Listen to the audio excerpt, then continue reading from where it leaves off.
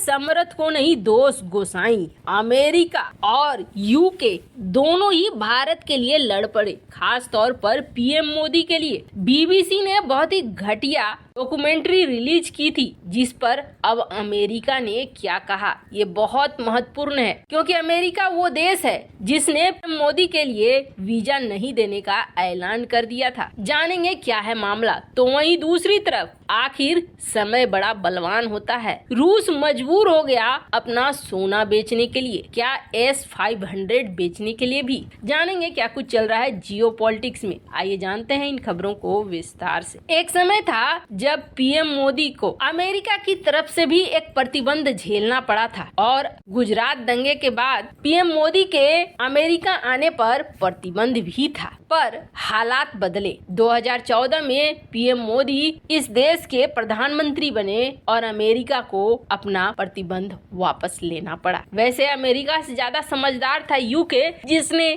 2012 में ही भारत के पीएम को क्लीन चिट दे दी थी, जब वो पीएम बने नहीं थे तब भी। पर अब एक बार फिर विवाद पैदा हो गया तब जब पीएम मोदी पर बनी बीबीसी की डॉक्यूमेंट्री रिलीज हुई, और रिलीज होने के बाद से ही विवाद खड़ा हो गया, जब समझ में आने लगा कि पीएम मोदी की बढ़ती हुई शक्ति और ताकत के खिलाफ धीरे धीरे इस तरीके की चीजों को बढ़ावा दिया जा रहा है ताकि पीएम मोदी के निगेटिव छवि को दुनिया के सामने लाया जाए। बीबीसी को बहुत भारी पड़ गया है ये डॉक्यूमेंट्री। एक तो इसे बैन कर दिया गया भारत की तरफ से, तो वहीं दूसरी तरफ ऋषि सुनक ने यूके की पार्लियामेंट में सीधे सीधे तौर पर कह दिया कि पीएम मोदी के वो समर्थन में खड़े हैं, और बीबीसी ने जो ये डॉक्यूमेंट्री बनाई है वो इसका समर्थन बिल्कुल भी नहीं करते हैं। सुनक ने ये टिप्पणी तब की थी जब पाकिस्तान मूल के सांसद इमरान हुसैन ने इस मामले को उठाया था। और अब एक बार और चालाकी देखिए, पाकिस्तान का ही पत्रकार व्हाइट हाउस के जो प्रवक्ता हैं, यानी अमेरिका जो बोलता है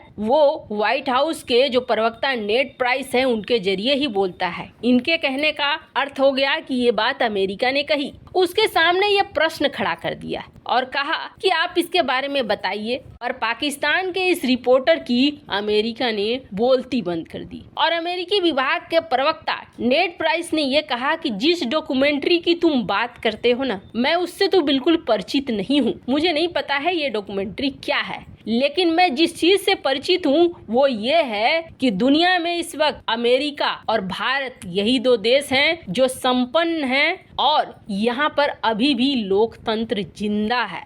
एकदम से लपेट लिया, यानी जिस देश के तुम पत्रकार हो वहाँ तो पहले लोकतंत्र है ही नहीं। आगे उन्होंने कहा कि ऐसी कई चीजें हैं जो भारत और अमेरिका के बीच दुनिया भर में रणनीतिक साझेदारी को मजबूत करते हैं, जिसमें राजनीति, आर्थिक और असाधारण रूप से गहरे लोगों के बीच में संबंध शामिल है। उन्होंने कहा कि भारत एक जिंदा लोकतंत्र है और हम हर उस चीज को देखते हैं जो हमें एक साथ जोड़ती है, हमारे संबंधों को मजबूत करती है। खैर, यहाँ इन्होंने एकदम से पाकिस्तान को झटका दे दिया। शायद पाकिस्तान ने सोचा था पुराना वाला अमेरिका होगा जो हर मामले में पाकिस्तान के पीछे आकर खड़ा हो जाता था। अब समय बदल चुका है, भारत की तस्वीर बदल चुकी है, और भारत के पीएम मोदी दुनिया के सर्वमान्य नेताओं में गिनती किए जाते हैं। कई ऐसे भी नेता हैं जो ये मानते हैं कि इस दुनिया में शक्तिशाली नेताओं में से एक नेता पीएम मोदी हैं। खैर, जहां एक तरफ अमेरिका और यूके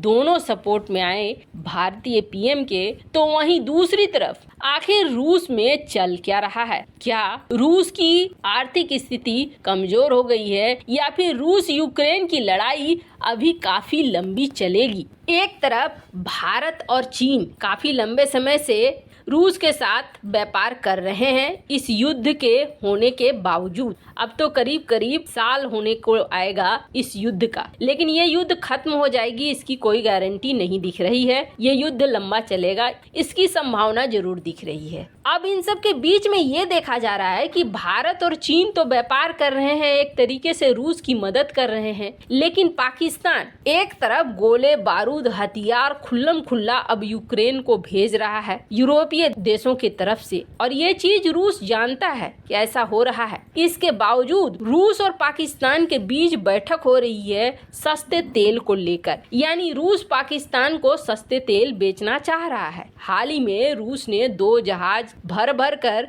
गेहूं भी भेजे।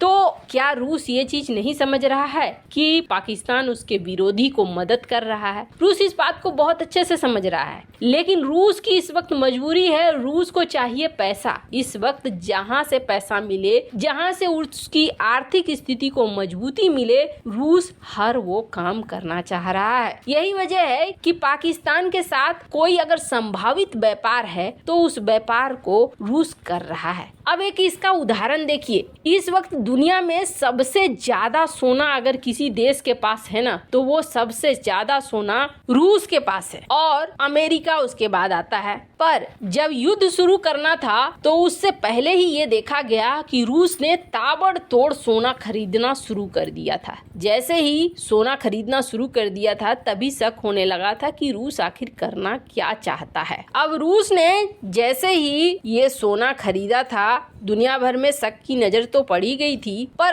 अब ये देखने को मिल रहा है कि चाइना ने भी दौड़ लगा दी है सोना खरीदने के लिए। हालांकि भारत ने भी 300 टन से ज्यादा सोना खरीदा है। चाइना, भारत, ये सारे देश लगातार अब सोने की खरीद पर ध्यान दे रहे हैं। पर एक अजीब सी बात हुई, और वो अजीब बात ये देखने को मिली कि तेल तक तो फिर भी ठीक था, पर अब रूस ने सोना बेचना शुरू कर दिया है और ये सोना ज्यादातर चाइना को बेचा जा रहा है। 2022 में चाइना ने करीब 6.6 टन रूसी सोना खरीदा, जो 386.9 मिलियन डॉलर का था, और कहा जाता है कि इसके अलावे भी और भी सोना का एक्सपोर्ट कर रहा है चाइना को रूस। वैसे पहले भी एक्सपोर्ट करता था, लेकिन पहले की बात अलग थी, तब रूस के ऊपर प्रतिबंध नहीं लगे हुए थे। अब तो प्रतिबंध लगे हुए हैं, डॉलर में व्यापार भी नहीं कर सकता। ऐसे में रूस अपने सोने को बेचने के लिए